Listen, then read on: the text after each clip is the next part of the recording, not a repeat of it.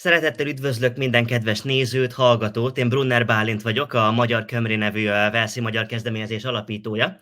A mai vendégem pedig nem más, mint Alan Williams, walesi származású zeneszerző és a Szolföldi Egyetem professzora.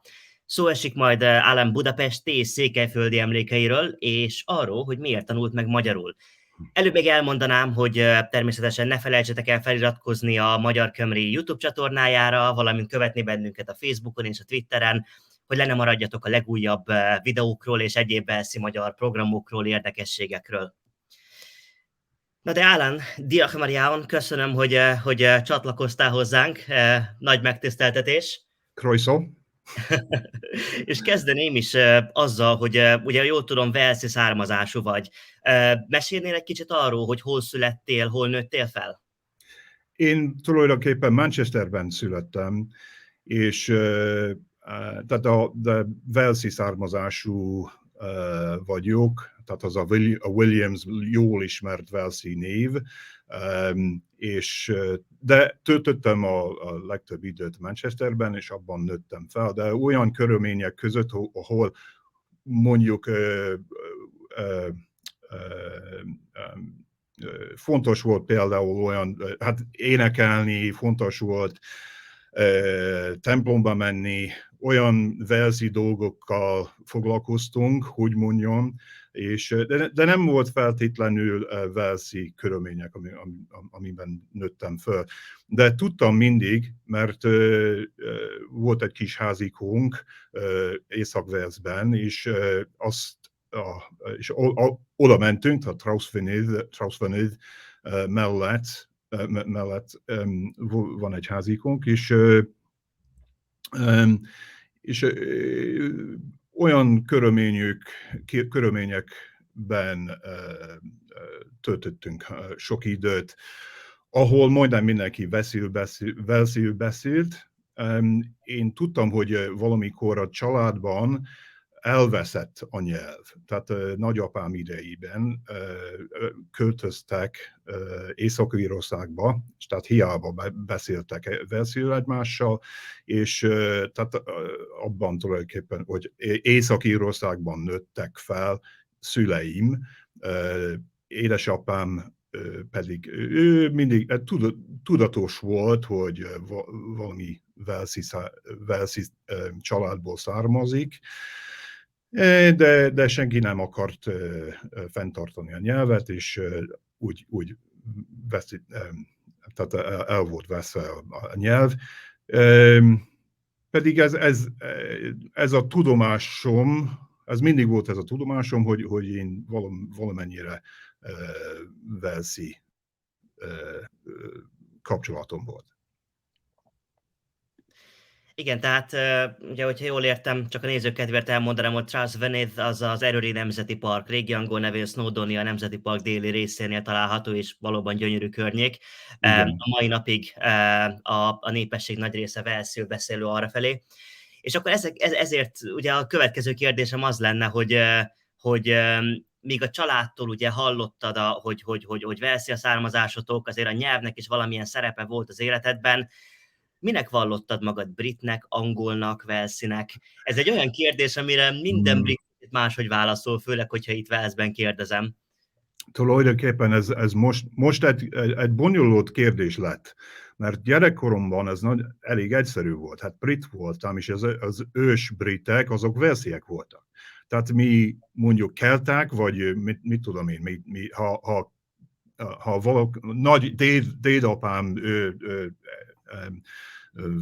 walesi nyelvű walesi volt, és folyamatosan persze ez az első nyelve, az anyanyelve a walesi volt, és tehát de ő vallotta magát, mint brit és walesi. Tehát így nőttem fel, hogy mi britek is voltunk, és valahogyan walesi.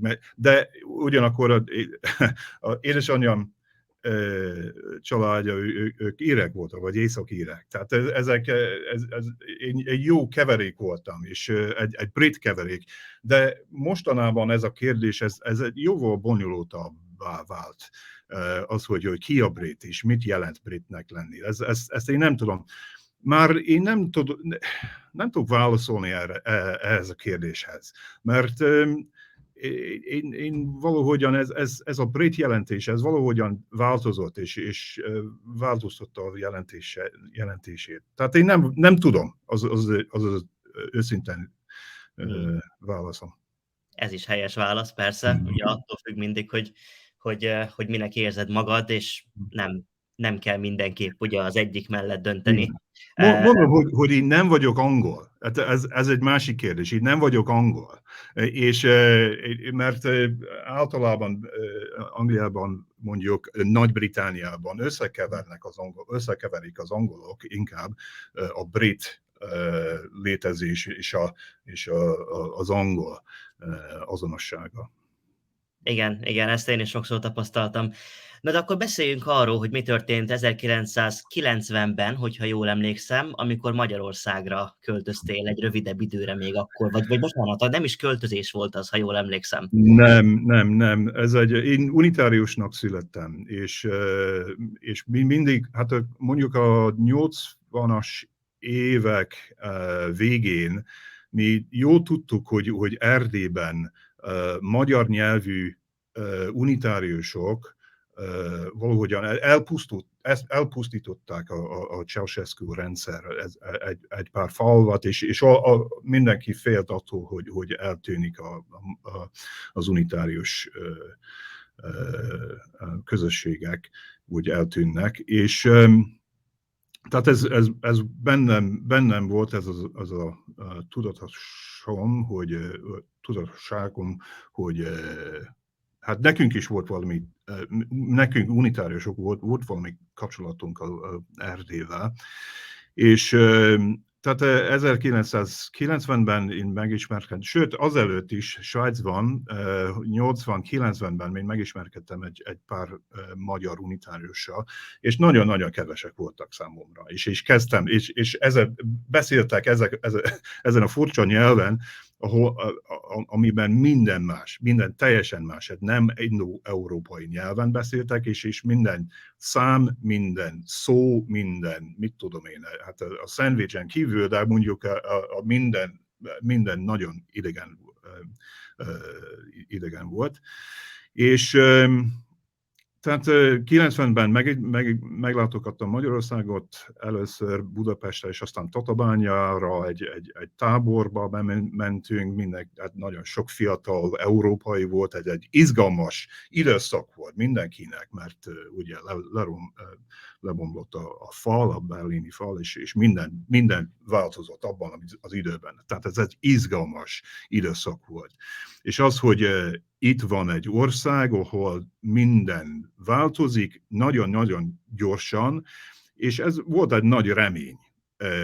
Ez egy nagyon reménykedő időszak volt. Tehát, és ugyanakkor én érdeklődtem a nyelvek iránt, és kezdtem még egy pár szót tanulni, és aztán hát a jövő évben, vagy mondjuk azután abban az évben kaptam egy meghívót, egy erdély lelkész, aki tanult Manchesterben, akartam tőle tanulni magyarul, de meghívott a Székelyföldre, ahol hát Humoron-Szentmártonba, ahol akkor prédikált, akkor volt a gyülekezete, és ott töltöttem egy jó pár hónapot Humoron-Szentmártonban, és nem csak a nyelvet tanultam meg, hanem sok mindent tanultam. Tehát olyan 21 éves voltam, és nagyon-nagyon, nem tudom, ez egy életformáló, vagyis életváltozó pillanat volt, vagyis ez a nyár, egész nyár, tehát hogy túl sokat töltöttem, vagy nem volt ennyi vízumom, és nagyon egy kicsit furcsán néztek rá a román határőrre, amikor vissza kellett jöjjek. De mindegy, ez tulajdonképpen változtatta az életem irányait. Akkor, hogyha visszatérünk ugye ennek a Homoróz-Szentmártoni kalandnak az elejére, hogy emlékszel, hogyan fogadtak a székelyek? Ugye gondolom akkoriban még kevés brittel találkoztak. Igen, hát sőt, azt, amit tapasztaltam egy pár szóval, mondjuk magyarul, amikor tudtam csak egy pár szót, de annyira kevesek voltak mindenütt Magyarországon, azok a magyarok, akikkel találkoztam, és mondtam, hogy jó napot, vagy mit tudom én. Ez mindig nagyon jól esett nekik, és rájöttem, hogy ez megy, ez érdekes, de amikor a Székelyföldre érkeztem meg, az más volt, mert mondjuk én már beszéltem németül, és tudtam mondjuk németül vagy franciául mindenkivel kommunikálni Budapesten, mert ez egy nagyváros, ez egy európai város, sőt, akkoriban is, de a Székelyföldön csak két nyelv volt, tehát a román és a magyar. Tehát a magyar ez tulajdonképpen lett egy lingua franca számomra, mert anélkül nem ettem volna, vagyis nem tudtam volna beszélni emberekkel. És olyan körülményekbe kerültem, ahol mindenki csak magyarul beszéltek. És voltak például, de egyszer úgy történt, hogy volt egy öreg bácsi, akivel találkoztam egy faluban is, és kezdett velem románul beszélni, mert ugye én külföldi voltam, tehát és két nyelve volt, ez a külföldi beszélt velem, de én egy szót se beszéltem románul. Tehát ez neki számára ez csak volt a magyar világ, vagy a székely világ, és minden más. Tehát ő minden másul beszélt velem, mert én onnan jöttem. Igen, érdekes ezt hallani, mert itt Walesben is sok külföldi származásútól, még magyaroktól is hallottam, hogy hiába beszélnek ők walesiül, Igen. hogyha érzik a walesiek, hogy nehezükre esik walesről kommunikálni, akkor angolra váltanak. És gondolom, akkor hasonló tapasztalatod volt ott azokkal, akik a románt gondolták inkább a világnyelvnek Igen. kettő közül. Én arra lennék kíváncsi, ugye, hogy akkor már volt tapasztalatod Budapestről, Tatabányáról. Hogyan viszonyultál a székely kultúrához? Voltak-e olyan dolgok, amik ott különösek voltak számodra, amit még nem tapasztaltál Magyarországon? Hát igen, én nem tapasztaltam sehol ezek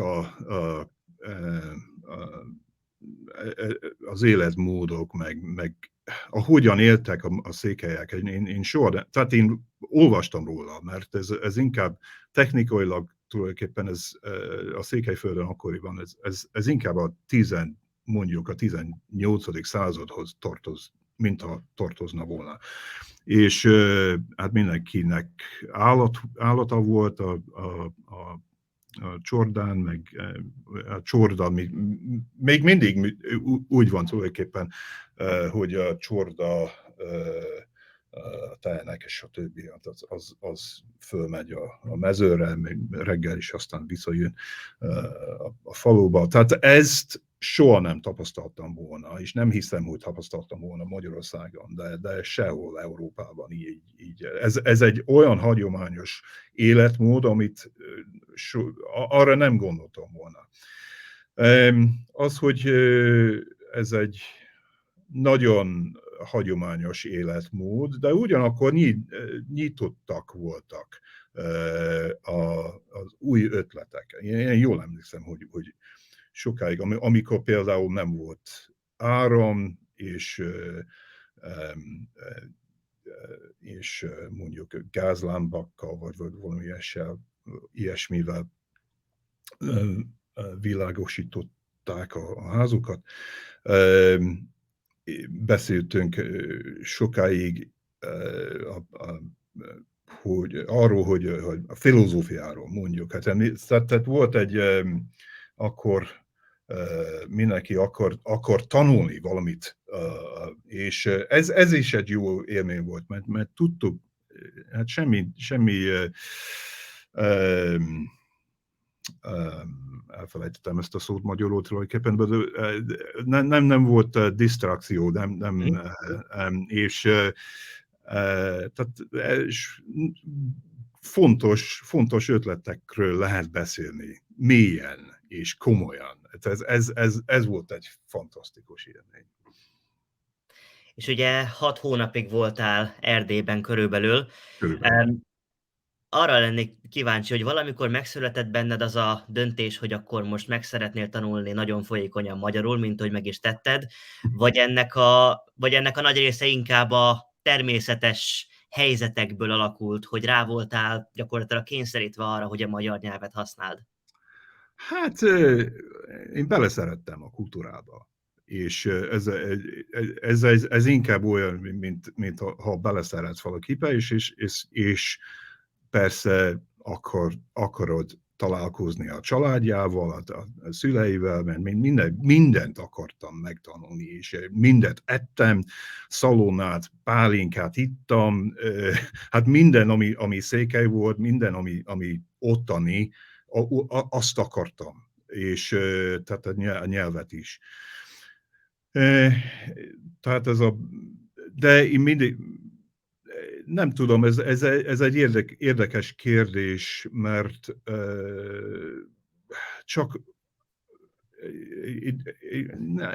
én olyan voltam, mint egy gyerek.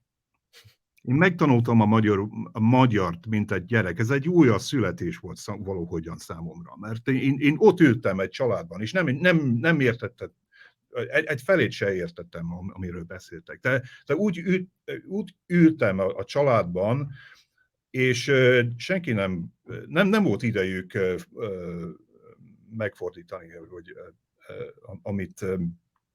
amiről beszéltek, de úgy beleszívtam a nyelvet, mint egy gyerek.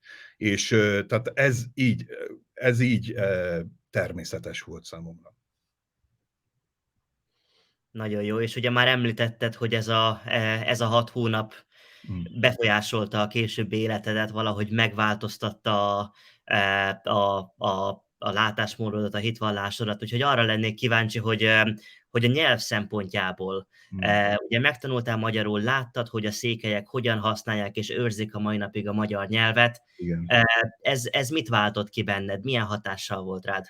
Hát szóval haza kellett jöjjek, és töltöttem egy évet a Zeneakadémiát Budapesten, de utána haza kellett jöjjek, mert nem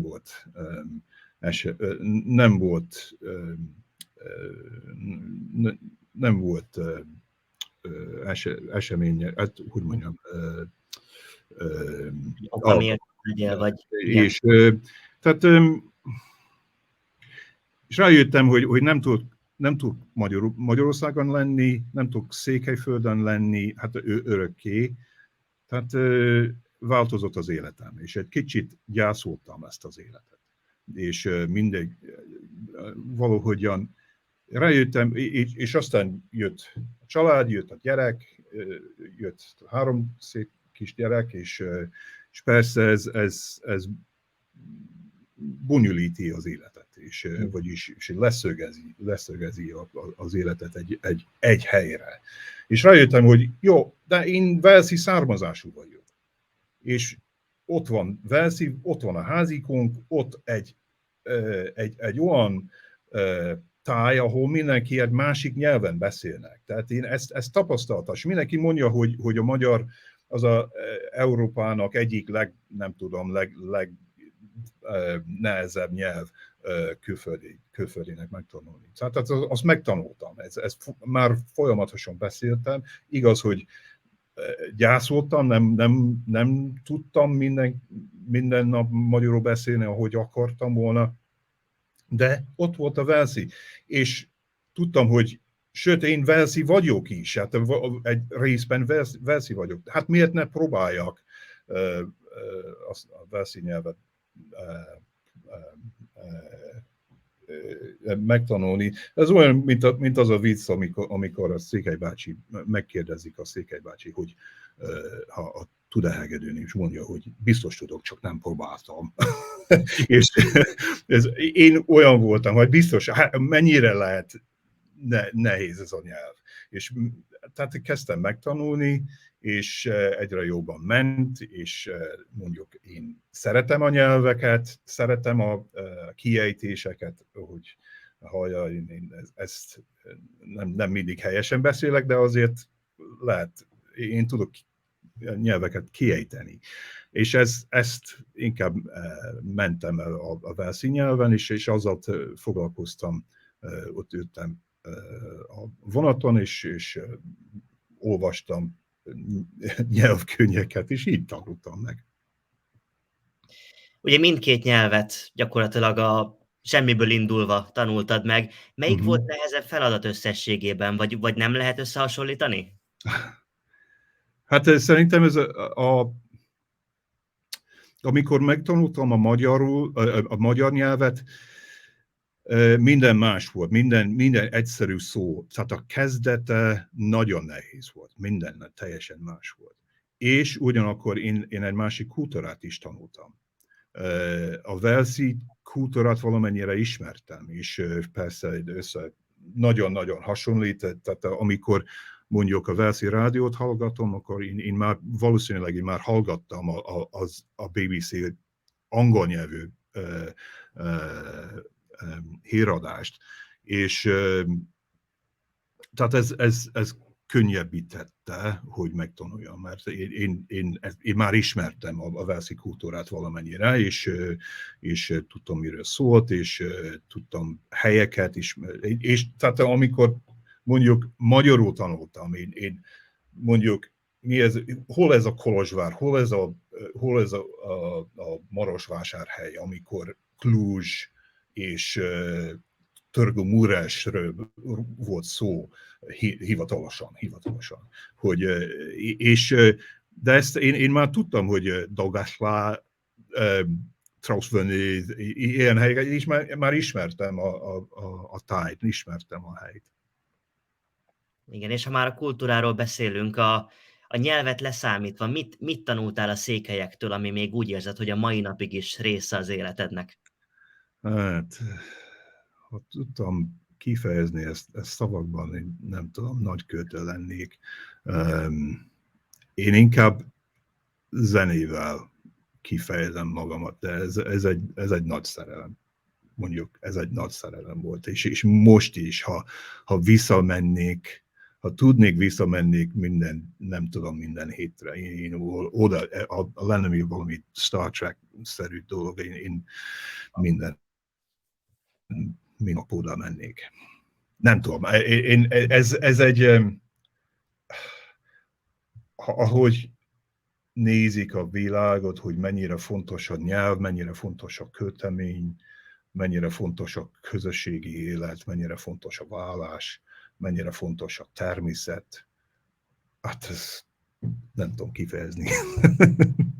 Ilyen szempontból látsz-e párhuzamokat Velsz és Székelyföld, vagy Velsz és Magyarország között?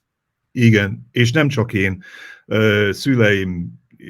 Szüleimmel mentem többször, és mivel ők is ismernek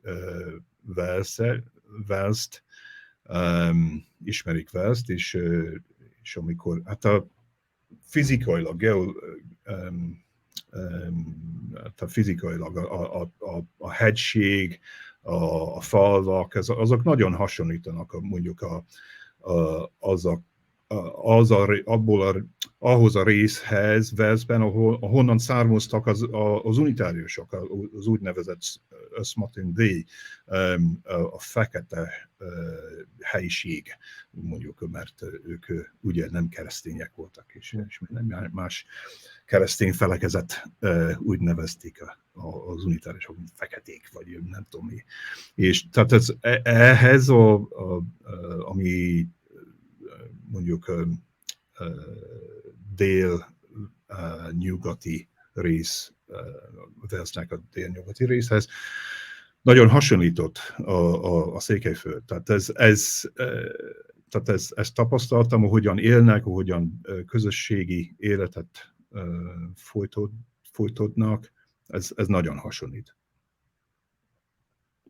És ugyebár azóta sok év eltelt, de arra is kíváncsi vagyok, hogy manapság hogyan őrzöd a magyar nyelvet, beszélsz-e magyarokkal, mész esetleg olyan helyekre, ahol ezt kamatoztathatod, mert ugye hát az akcentusodból is hallom, hogy nem romlott azóta a magyar nyelvtudásod, annak ellenére, hogy szól. Remélem, hogy nem is. Köszönöm szépen. Hát ez tulajdonképpen annyira nehéz volt az elején, hogy mondom, hogy úgy is maradt volna, de gyakorlom, és furcsa mondani, de ez sokkal könnyebb gyakorolni a magyar nyelvet, mint a velszit.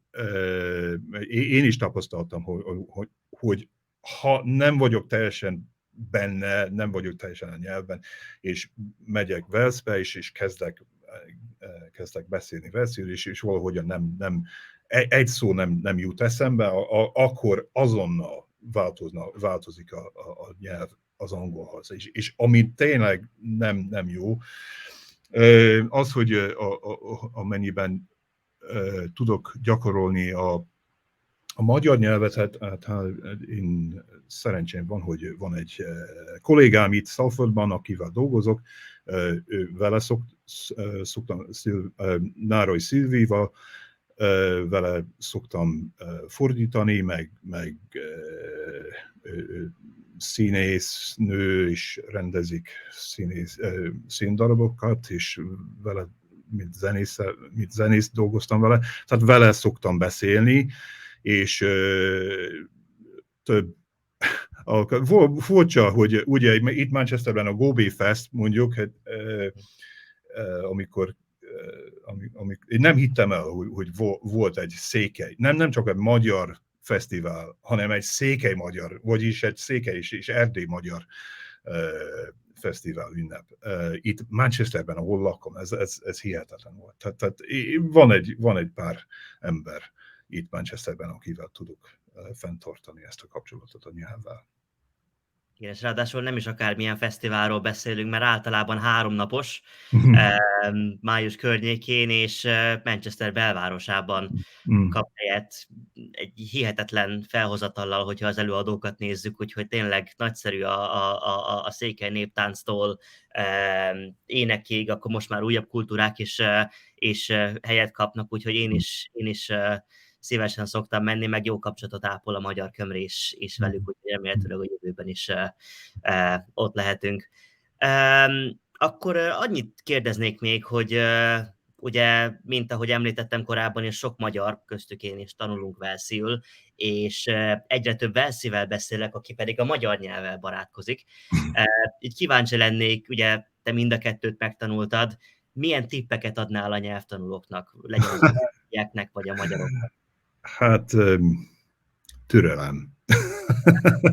Idő kell. Tulajdonképpen én már beszélek magyarul majdnem 30 éve. A velszit mondjuk majdnem 15 évig. Tehát ez egy életre szóló tárgy, hogy megtanulod mert ahogy mondtam, nem csak egy nyelvet tanulsz meg, hanem egy egész kultúrát. Ezért egy évig kell. Köszönöm szépen a lehetőséget. Nagyszerű tényleg mindig ezekről beszélgetni.